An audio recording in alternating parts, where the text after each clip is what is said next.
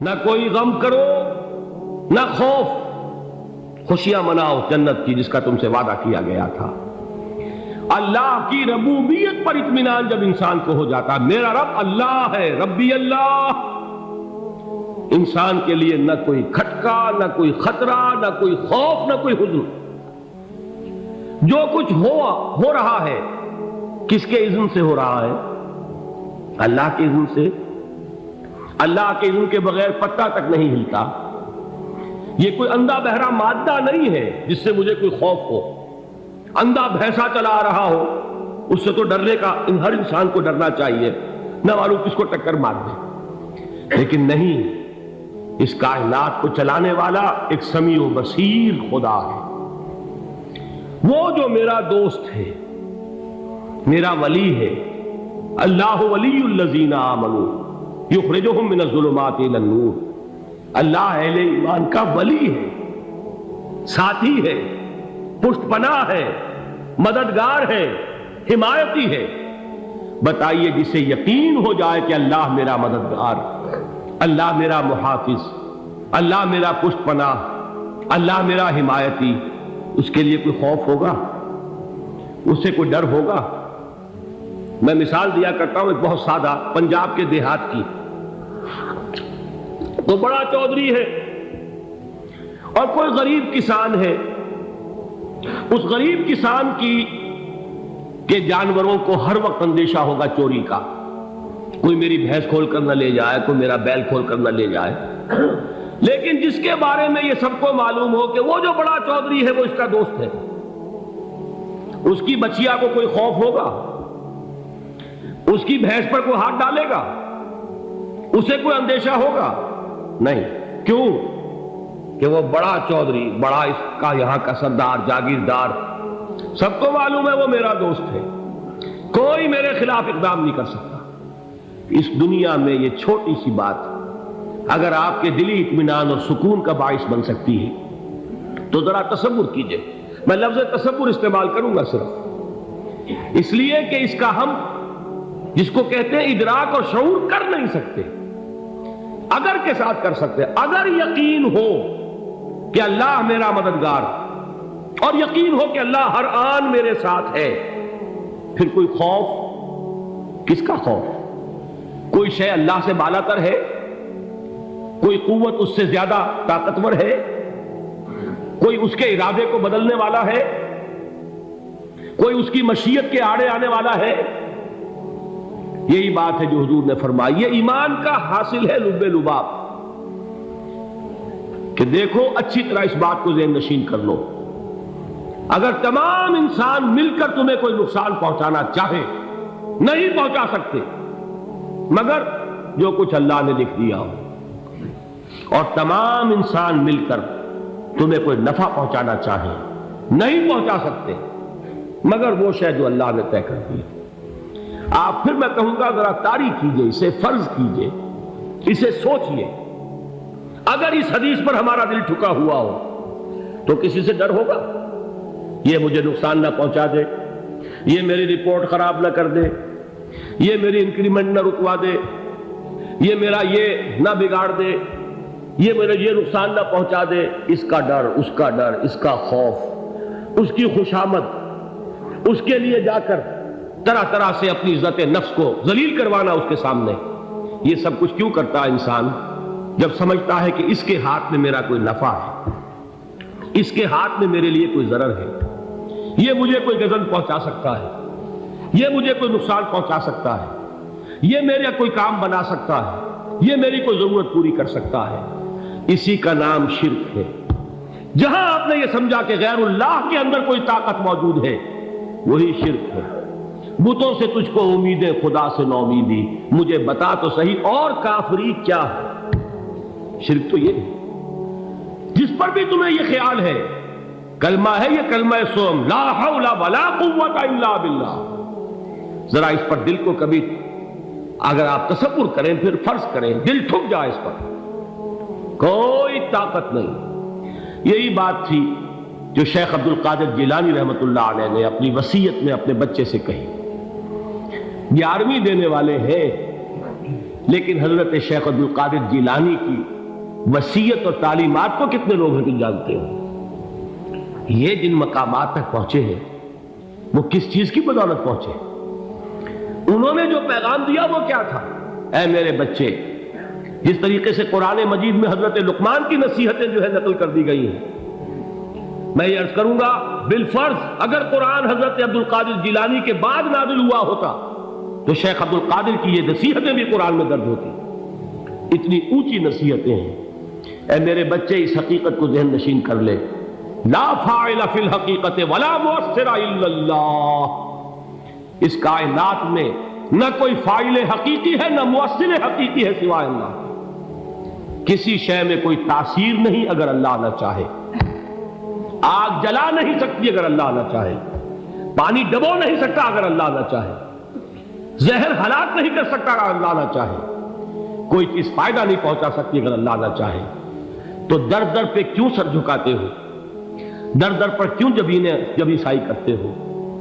سب کے سامنے کیوں ہاتھ پھیلاتے ہو؟ ایک اللہ سے مانگو، ایک اللہ کے سامنے زمین پر اپنی جبین رکھو۔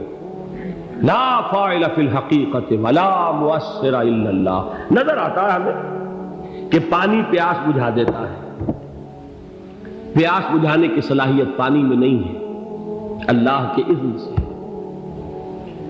کھانا بھوک مٹا دیتا ہے، بھوک مٹانے کی صلاحیت کھانے میں نہیں ہے، اذن رب میں ہے۔ دیکھیے یہی یقین تھا حضرت موسیٰ علیہ السلام کا واقعہ یاد کیجئے۔ سامنے سمندر آ گیا ہے، قوم دیکھتی ہے پیچھے کہ گرد و غبار کا طوفان، معلوم ہوا کہ فرعون اپنے لشکر سمیت آ گیا۔ لشکر جب چلتا تھا تیز رفتاری کے ساتھ تو گرد و غبار کا جو طوفان اٹھتا تھا اس کا تصور کیجیے، اور لمحہ بلمحہ وہ قریب آ رہا ہے۔ پوری قوم نے کیا کہا؟ اے موسیٰ انا لمدرکون، اے موسیٰ ہم کو پکڑے گئے۔ قرآن مجید نے تو یہاں وہ باتیں نہیں لکھی ہیں، لیکن تورات میں یہ درج ہے کہ بنی اسرائیل جھگڑنے لگے، دست و گریبان ہو گئے موسیٰ کے ساتھ۔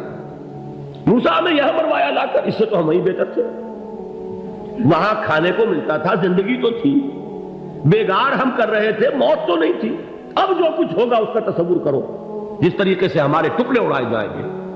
تو لڑ رہے ہیں حضرت موسیٰ علیہ السلام سے، یہ تورات کی تفصیل ہے۔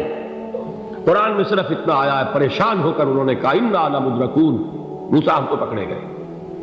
اس وقت موسیٰ کا جواب کیا ہے؟ کلا ان معی ربی سیہدین، نہیں، میرے ساتھ میرا رب ہے، وہ راستہ دے گا۔ بتائیے کہاں راستہ نظر آ رہا ہے؟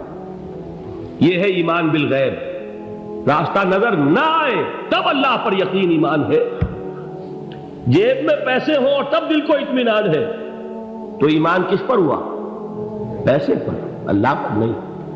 جب وسائل و ذرائع نہ ہو اور پھر یقین ہو کہ اللہ مسبب الاسباب ہے، وہ اسباب کا پابند نہیں ہے، وہ اسباب کا محتاج نہیں ہے، اسباب اس کے محتاج ہے۔ اگر یہ یقین ہے تو اللہ پر ایمان ہے، یہ نہیں ہے تو تمہارا ایمان اسباب پر ہے، وسائل پر ہے، ذرائع پر ہے، مادیات پر ہے، اللہ پر نہیں۔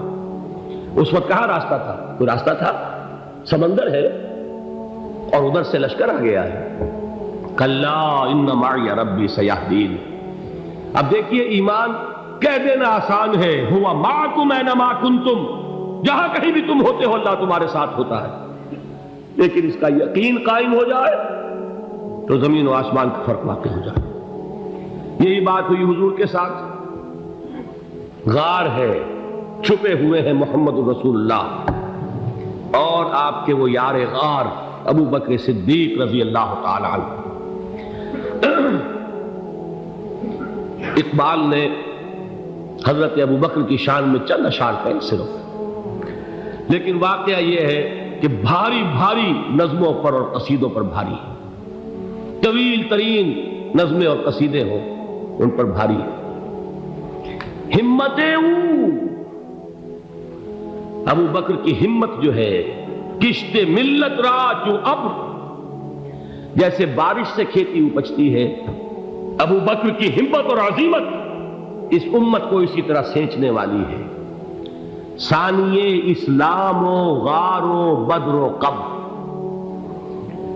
وہ دوسرے تھے اسلام میں، دوسرے پہلے کون تھے؟ انا اول المومنین، حضور فرماتے ہیں سب سے پہلا ایمان لانے والا میں، دوسرے ابو بکر۔ ویسے ہمارے ہاں یہ چلتا ہے اختلاف، حضرت علی پہلے ہیں کہ حضرت ابو بکر پہلے ہیں، لیکن اس میں بڑی خوبصورت تطبیق قائم کی ہے علماء نے، اور بہت صحیح ہے۔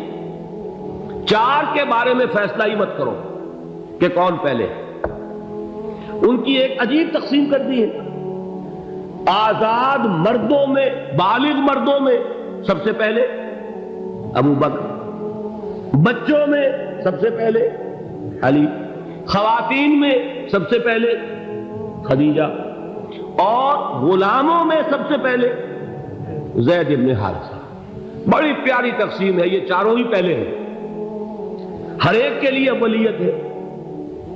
اور واقعہ یہ ہے کہ اگر زمانی اعتبار سے تعین ہوگا تو پہلے خدیجۃ الکبریٰ آئیں گی رضی اللہ تعالی عنہ، کسی اور سے بات کرنے کی نوبت بعد میں آ سکتی ہے، پہلے تو اہلیہ محترمہ سے بات ہوئی، آتے ہی پہلی وحی ہوئی ہے، ابھی تبلیغ کا حکم نہیں تھا۔ کس کو بتایا واقعہ؟ ابھی اپنی نبوت کی تبلیغ کا تو حکم ہی نہیں آیا، واقعہ کس کا ہے؟ وہ خدیجہ کا ہے۔ جب کہا ہے کہ خشیت علی نفسی، مجھے اپنی جان کا اندیشہ ہے، تو کیا جواب دیا خدیجہ نے رضی اللہ تعالی عنہا؟ وہ صدیقۃ الکبریٰ ہے، صدیقات جو ہے خواتین ان میں چوٹی پر خدیجۃ الکبریٰ ہے رضی اللہ تعالی عنہا، اور صدیق جو مرد ہیں ان میں صدیق اکبر ہے ابو بکر صدیق رضی اللہ تعالی عنہ، لیکن صدیقات میں چوٹی پر۔ جب حضور نے فرمایا خشیت علی نفسی، کیا فرمایا، کیا عرض کیا، کیسے تسلی دی؟ نہیں نہیں، اللہ آپ کو ضائع نہیں کرے گا، آپ غریبوں کے ہمدرد ہیں، آپ مساکین کے تکالیف رفع کرنے والے ہیں، آپ بیواؤں کی سرپرستی کرتے ہیں، آپ مسافروں کی خدمت کرتے ہیں، اللہ آپ کو ضائع نہیں کرے گا۔ یہ یقین ہے اس خاتون کے اندر۔ خیر وہ ایک علیحدہ بات ہو جائے گی۔ میرے دل پر حضرت خدیجہ رضی اللہ تعالیٰ عنہ کی شخصیت کا بڑا گہرا نقش ہے، جو وہ کوئی اور ہی وقت اور موقع ہوا تو بیان ہوگا۔ بہرحال اقبال نے ایک مصرے میں جو چار اولیتیں جمع کر دی ہیں، ہمتیں او کشت امت را چو ابر، ثانی اسلام و غار و بدر و قبر۔ اسلام میں حضور کے بعد پہلے کون؟ ابو بکر۔ غار میں حضور کے ساتھ کون؟ ابو بکر۔ بدر کی رات اللہ کا رسول سربسجود وہ جھاڑ، وہ گھاس پھوس کی جو جھوپڑی بنائی گئی تھی، اور وہاں تلوار ننگی لے کر پہرا دینے والا کون؟ ابو بکر۔ اور اس حجرہ عائشہ میں محمد کے بعد سب سے پہلے دفن ہونے والا کون؟ ابو بکر رضی اللہ تعالی عنہ وصلی اللہ علیہ وسلم۔ وہ جو معاملہ میں سنا رہا تھا غار ثور کا، حضرت ابو بکر بھی حضور کے خیال سے لرز گئے ہیں۔ آپ کو یاد ہوگا کہ جا کر پہلے تمام جتنے سوراخ تھے انہیں بند کیا ہے، ایک سوراخ رہ گیا تھا جس کو بند کرنے کے لیے کوئی کپڑا نہیں تھا، وہاں اپنی ایڑی رکھی ہے، تب کہا ہے حضور سے تشریف لائیے، اور اپنے زانو پر حضور کو لٹایا ہے، اور وہاں کسی موذی جانور نے کاٹا ہے، حضور کی آنکھ لگ گئی تھی، اس وقت اس بل کے اندر جو بھی بچھو ہے کیا ہے واللہ عالم، اس نے کاٹا ہے، اس کی تکلیف کی وجہ سے ابو بکر کی آنکھوں سے آنسو ٹپک گئے، حضور کے چہرے مبارک پر پڑے ہیں، تو حضور جاگے ہیں، معاملہ کیا ہے؟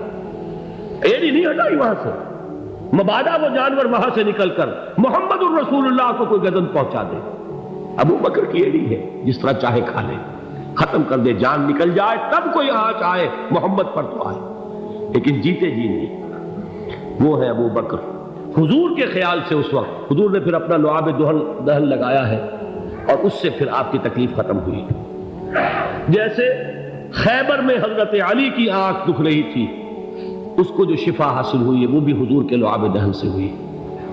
تو بہرحال اس وقت انہوں نے کہا ہے کہ اے نبی یا رسول اللہ، اگر اس وقت ان میں سے کسی نے غیر ارادی طور پر بھی اپنے قدموں کی طرف جھانک لیا تو پکڑے جائیں گے، کیا جواب تھا اللہ کے رسول کا؟ لا تحزن ان اللہ معنا، اللہ ہمارے ساتھ ہے، کیوں گھبراتے ہو ابو بکر؟ یہ ہے ایمان باللہ، میرا مالک اللہ، میرا رازق اللہ، میرا محافظ اللہ، میرا مددگار اللہ، میرا پشت پناہ اللہ، میرا دوست اللہ۔